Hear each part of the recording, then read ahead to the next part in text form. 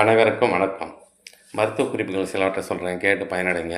நாக்கின் நிறத்தை வச்சு நம்ம என்னென்ன நோய்கள் வரப்போகிறது நமக்கு என்று சொல்கிறது.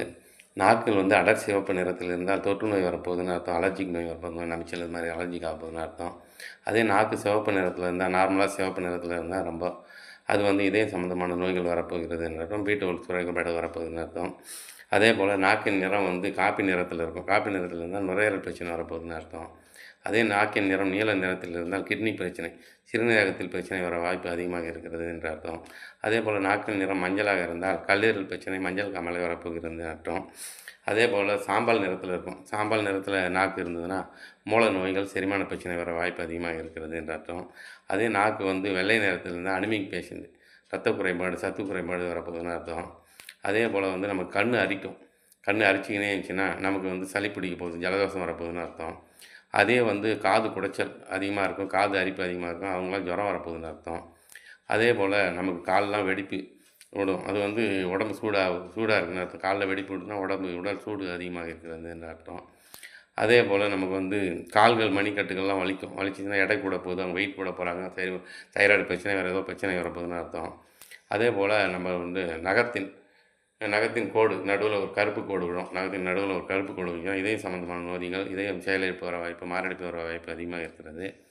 அதே போல் அதிக நேரம் கண் விழிக்காதீங்க. டைப் 2 சர்க்கரை வர வாய்ப்பு அதிகமாக இருக்கிறது. HbA1c வர வாய்ப்பு அதிகமாக இருக்கிறது. சர்க்கரையில் அதிக நேரம் கண் வீழ்ச்சாலும் மாரடைப்பு வர வாய்ப்பு அதிகமாக இருக்கிறது. கண் பார்வை மங்கிறதுக்கு வாய்ப்பு இருக்கிறது. அதே போல் நமக்கு சர்க்கரை வியாதிக்கிறவங்க கை கால் எரிச்சல், பாதை எரிச்சல், எல்லாமே குடைச்சல்லாம் அதிகமாக இருக்கும். வேர்த்து கொட்டுதல், நடுக்கெல்லாம் வரும். இவங்கெல்லாம் என்ன பண்ணணும், ஒரு இளநீ கண் திறந்துடணும். கண் திறந்து ஈவினிங் கண் திறந்துட்டு ஒரு ஸ்பூன் தேட்டங்கொட்டை பவுட்ரு போட்டு மூடி வச்சிடணும். காலையிலே எழுந்துச்சி அந்த தண்ணியை வடிகட்டி குடிங்க. உடல் நடுக்கம், சர்க்கரையால் வரும் உடல் நடுக்கம், கால் எரிச்சல், மருது போது எல்லாமே சரியாகிடும். அதே போல் அடிக்கடி நம்ம பசலைக்கீரை, வெந்தயக்கீரை இதெல்லாம் சாப்பிட்டிங்கன்னா, பாலக்கீரை இதெல்லாம் சாப்பிட்டா சர்க்கரை வியாதி குணமாக அதிகமாக இருக்கிறது. அது வெந்தயக்கீரையும் அடிக்கடி சாப்பிட்லாம். வெந்தயமும் ஊற வச்சு குடிக்கலாம். அதே போல் பன்னீர் பூக்கள்னு ஒன்று இருக்குது.